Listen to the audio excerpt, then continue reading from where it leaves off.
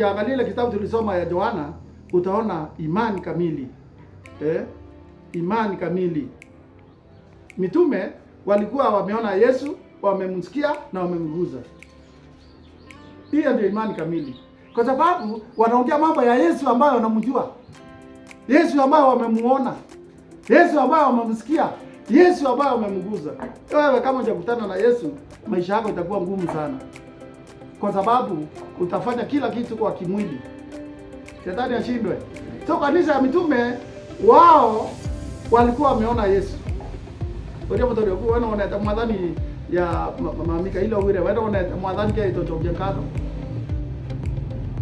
Kora anto bate metha ya kuona mwadhani.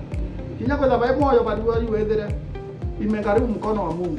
Kora anto bate kienu wa wengi wakuire. Kuna erika wenu wengi walitamani kuwa hai siku ya leo lakini hawako. Lakini wewe kwa neema ya Mungu, licha ya changamoto na shida ambayo umepitia, wewe uko kwa ajili Mungu anakupenda. Hata ukikosa kitu kingine, utajiri yako ni afya yako. Kuna watu wanatembea kwa madawa. Kuna watu wanaishi kwa ajili ya kunywa madawa. Lakini wewe uko hai kwa ajili Mungu amekupendelea. Bwana asifiwe sana.